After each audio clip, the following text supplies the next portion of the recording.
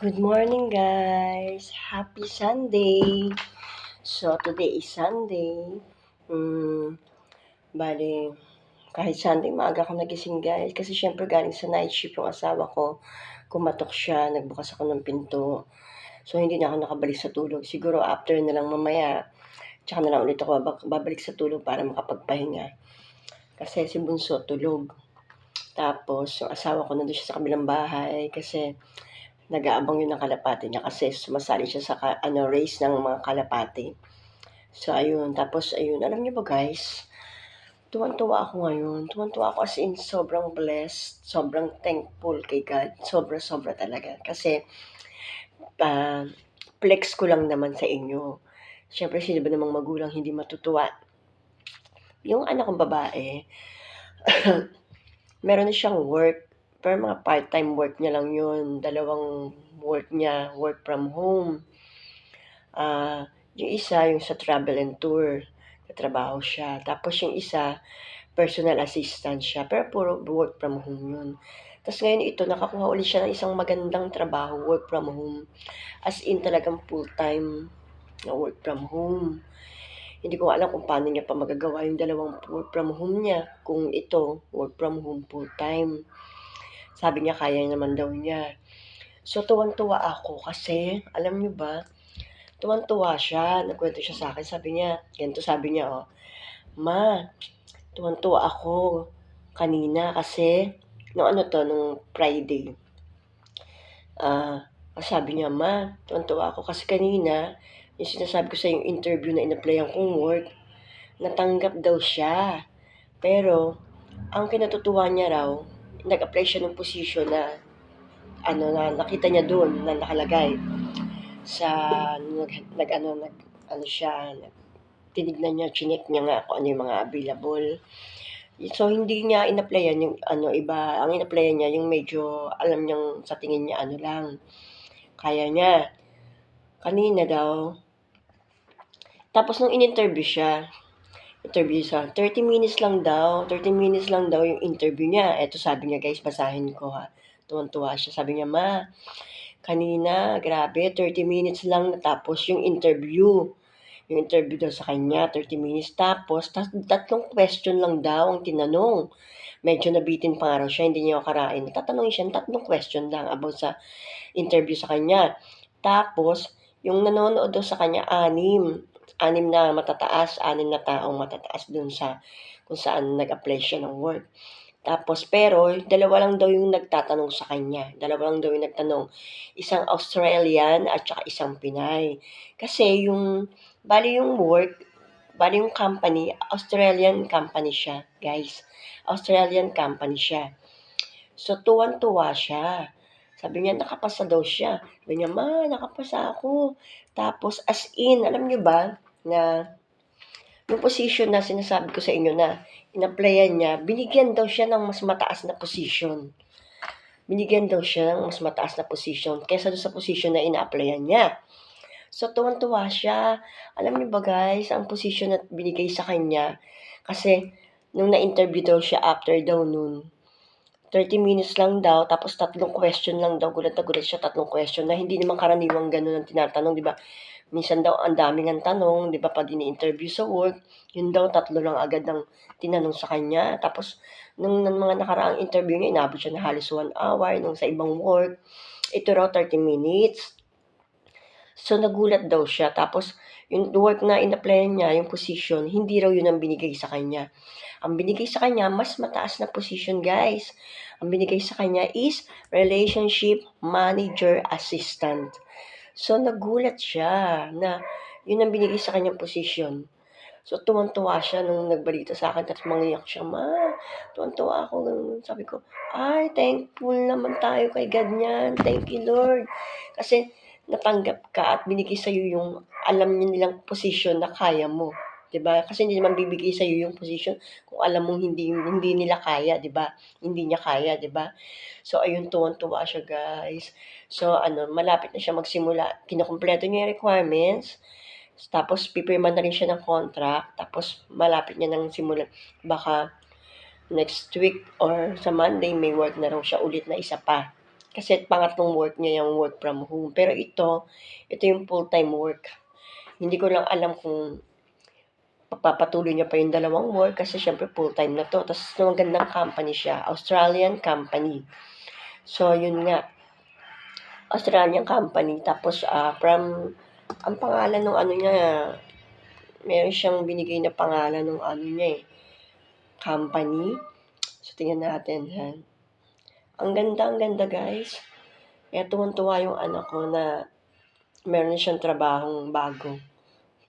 Masipag kasi talaga yung anak ko Ayun, Australian company, ang pangalan po ng company is Infinity. Infinity ang pangalan ng company nila. So, talagang tuwang-tuwa siya. Tapos, ang binigay sa kanyang position, hindi yung in-applyan niya. Mas mataas na position, yung relationship manager assistant. So, tuwang-tuwa siya, guys. Siyempre, bilang magulang, tuwang-tuwa rin ako, di ba? Tapos, yun pa, isa pang thankful, si Bunso, di ba, gumraduate yan ng June. Nahirapan siya maghanap ng trabaho. Ilang buwan din siya naghanap ng trabaho, puro ang hinahanap yung with experience. Tapos, meron naman na hindi nga experience pero sobrang baba ng binibigay na sweldo, 'di ba?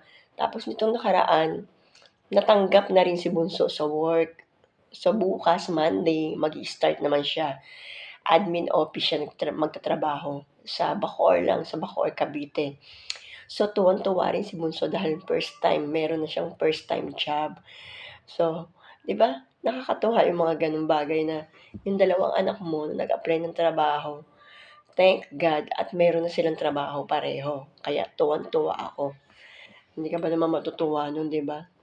Kahit sino naman. Ay, ano, 'di ba? So, thankful ako kay God na binigyan niya ng magagandang trabaho yung mga anak ko. Yung mga pinaghirapan nila sa pag-aaral. Deserve naman nila na magkatrabaho sila. Kaya, ayun. Super thankful. Kain kayo, guys. Bumili ako ng mamon sa SNR kahapon. Sa SNR to. Kasi may nag-treat sa amin ng birthday kahapon. Birthday yung mga kaibigan ko, dalawa kong kaibigan. Birthday nila ng month ng September. So, nag-treat. Apat kami, nag-treat siya sa amin, dalawa. Punta kaming SNR. Namili kami ng konti. Yung mga binili kaming mga pagkain. After namin na kumain dun sa Celrias buffet. Nakakatuwa rin guys, no? Yung mga ganun, no? Parang feeling ko napakabuti ni Lord. Napakabait niya. Kaya sobrang thankful. Kain kayo guys. Ano bang hinanda niyong pangtanghalian ngayon? Tignan ko lang saglit yung sinaing ko, ha. Nagsaing ako ng maaga, guys.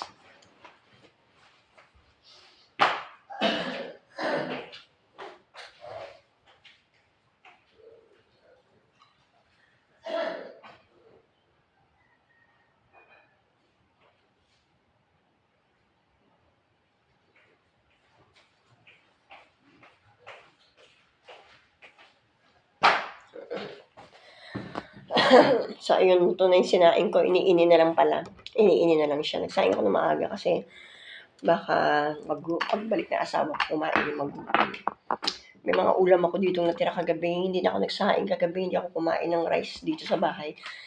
Kumain ako dun sa Regents kagabi ng umorder ako ng Chicxulub. Tapos yun ang kinain ko. May mga ulam pang natira dito. So, kain tayo guys. Sayang naman itong mga ito kakainin natin.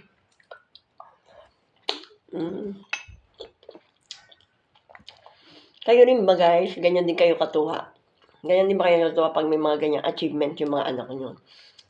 Kasi ako bilang parents, natutuwa talaga ako tapos sobrang proud. Siyempre, yung mga anak mo, yung dating pinag-aaral mo lang, napakahirap, nahihirapan sila. Ngayon, ayun, may mga trabaho na sila. Worth it yung mga paghihirap nila, di ba?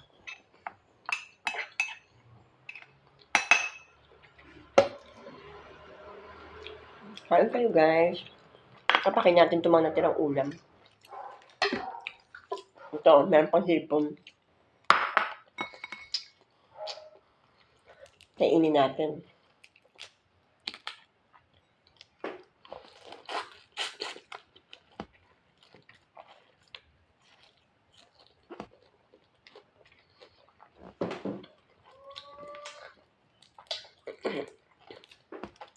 Nakakatawa. Bukas si Bunso. Paghahanda ko syempre, first time niya yun. First job niya. So, kailangan nating pagbaunan siya. Sabi niya kasi sa akin, Ma, magbabaon ako ha, para makatipid ako. Ikaw, oo, syempre naman, pag niluto kita ng baon mo. Diba? Kasi nagtitipid yun eh.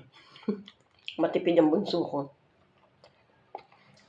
Baon daw siya, hindi yun nahihiya magbaon. Kahit bang ulam mo, itlog lang. Hindi yun nahihiya.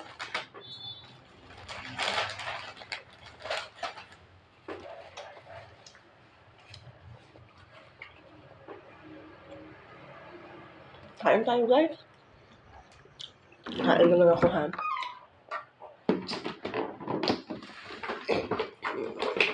Pinili namin kahapon.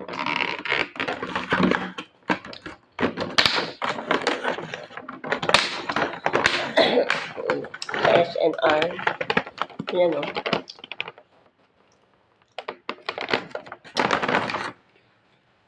Baka namang masarap.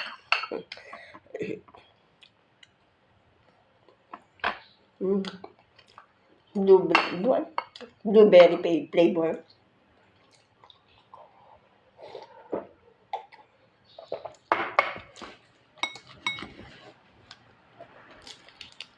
Sarap.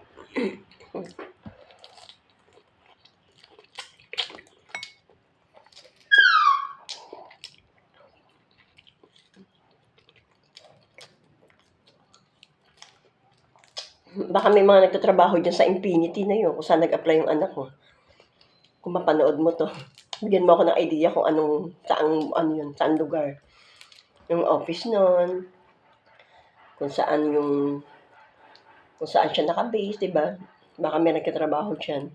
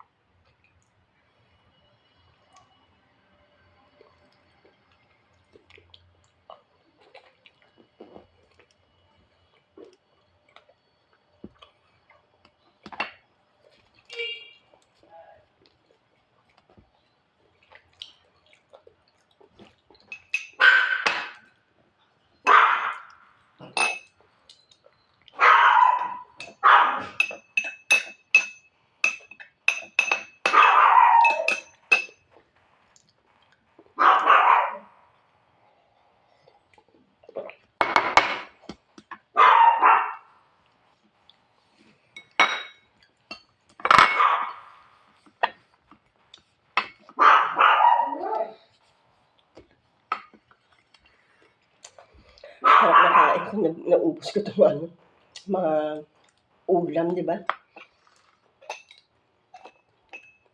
Naubos ko yung ulam kasi baka mapanis, sayang, 'di ba? Puro seafoods ang ulam ko kasing niluto kahapon nung bago ko umalis kasi 'di ba may pinuntahan akong birthday. So nagluto ako ng maaga. Nagluto ako ng adobong pusit tapos halabos na hipon para din sa anak ko at sa asawa ko. Kasi bunso nga pala may girlfriend na. Andito siya kahapon, pumasyal sila. So, yung girlfriend niya, trabaho na rin. Tapos cum laude yun, nag-gumraduate. So talagang nakikita ko mabuti rin yung bata. May mga pangarap sila. At least, 'di ba? Nakikita mo may mga trabaho na sila. Hindi puro yung katulad ng ibang kabataan na parang hindi iniisip yung future. So natutuwa ako yung mga anak ko, matured ang pag-iisip, 'di ba? Ay nako. So ayun lang muna guys for today's video. Thank you for watching. God bless us all. Please subscribe. God bless. Thank you. Bye-bye. Ingat kayo lagi.